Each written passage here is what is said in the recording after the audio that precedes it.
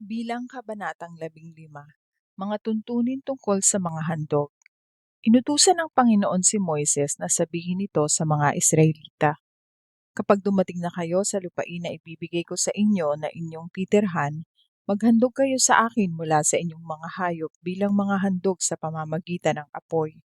Maghandog din kayo ng mga handog sa pagtupad ng isang panata o mga handog na kusang loob o mga handog sa panahon ng mga pista.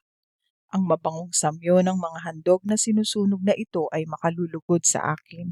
Ang maghahandog ng batang tupa bilang handog na sinusunog para sa akin ay maghandog din ng handog para sa pagpaparangal sa akin ng mga 2 kilo ng magandang klaseng harina na hinaluan ng 1 litrong langis. At sasamahan pa ito ng handog na inumin na 1 litrong katas ng ubas. Kung matandang tupa ang ihahandog, sasamahan ito ng handog para sa pagpaparangal sa akin ng mga 4 kilo ng magandang klaseng harina na hinaluan ng 1,2 litro ng langis. At sasamahan pa ito ng handog na inumin na 1,2 litrong katas ng ubas. Ang mabangong samyo ng handog na ito ay makalulugod sa akin.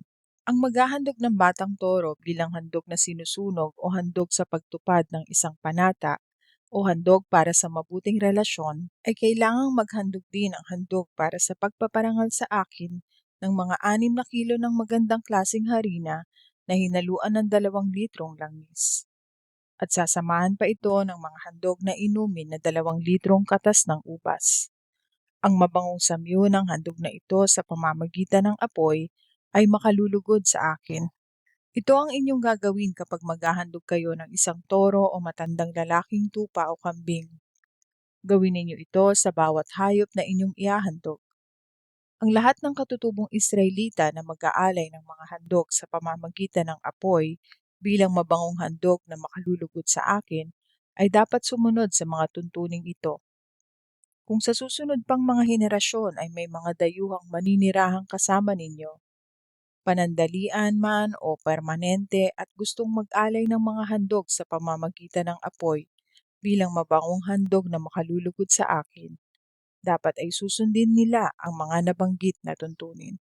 Kayong mga Israelita at ang mga dayuhan na naninirahang kasama ninyo ay pareho lang sa harapan ko, at parehong kautusan lang ang tutuparin ninyo. Dapat ninyong sundin ang mga tuntuning ito at ng inyong lahi hanggang sa susunod pang mga henerasyon. Pareho lang ang mga utos at mga tuntunin ang susundin ninyo at ng mga dayuhan na naninirahang kasama ninyo. Inutusan pa ng Panginoon si Moises na sabihin sa mga Israelita, kapag dumating na kayo sa lupain na ibibigay sa inyo, makakakain kayo ng bunga ng lupain ito, pero dapat ibukod ang iba nito para ihandog sa akin. Maghandog kayo ng tinapay galing sa harina na una ninyong giniling, katulad ng inyong ginawa sa unang ani ng inyong trigo mula sa giikan. Ang handog na ito mula sa harina na una ninyong giniling ay ihahandog ninyo sa akin hanggang sa susunod pang mga henerasyon. Kung ang ilan sa inyo ay nasuway ang isa sa mga utos na ibinigay ko kay Moises nang hindi sinasadya, ang mga utos na ibinigay ko sa inyo sa pamamagitan ni Moises, dapat niyong sundin mula sa araw na ibinigay ko ito hanggang sa susunod pang mga henerasyon. Kung hindi nga sinasadya ang paggawa nito at hindi rin alam ng buong kapulungan na pagsuway pala ito, ang buong kapulungan ang maghahandog ng isang batang toro bilang handog na sinusunog sa panahon na nalaman ninyo ang inyong pagsuway. Ang mabangong samyo ng handog na ito'y makalulugod sa Panginoon. Isama rin ninyo ang mga kinakailangang mga handog para sa pagpaparangal sa akin at mga handog na inumin at isang lalaking kambing bilang handog sa paglilinis. Iahandog ito ng pari para matubos ang buong mamamayan ng Israel sa kanilang kasalanan. Patatawarin ko sila dahil hindi naman ito sinasadya, at maghahandog din sila sa akin ng mga handog sa pamamagitan ng apoy at ng handog sa paglilinis. Patatawarin ko ang buong mamamayan ng Israel, pati ang mga dayuhan na naninirahan kasama nila, dahil sangkot ang lahat sa kasalanang iyon na hindi sinasadya. Pero kung isang tao lang ang nagkasala ng hindi sinasadya, magdadala siya ng isang babaeng kambing na 1 taong gulang bilang handog sa paglilinis. Ihahandog ito ng pari sa aking presensya para matupos ang taong iyon sa kanyang kasalanang hindi sinasadya, at pagkatapos patatawarin ko siya. Iisa lang ang tuntunin para sa lahat ng nagkasala ng hindi sinasadya, katutubong Israelita man o dayuhan na naninirahan kasama ninyo. Pero ang sino mang nagkasala ng sinadya, katutubo na Israelita man o hindi, na lumapastangan sa Panginoon, kailangang wag na ninyong ituring na kababayan. Dahil sa itinakwil niya ang salita ng Panginoon at sinuway niya ang utos nito, wag na siyang ituturing na kabilang sa inyo. Mananagot siya sa kanyang mga kasalanan. Ang parusa sa hindi pagsunod sa araw ng pamamahinga.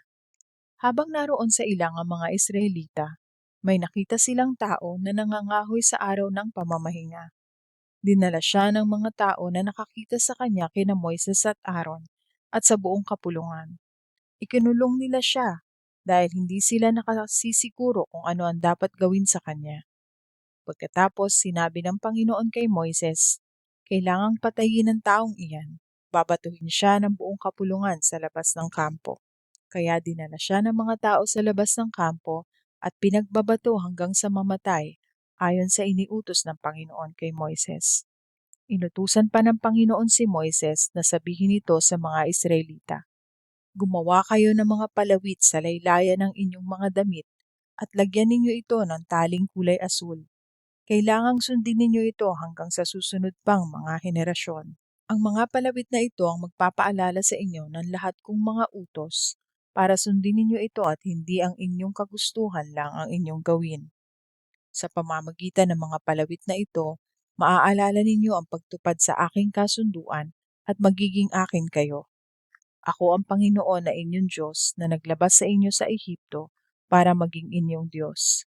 Ako ang Panginoon na inyong Diyos.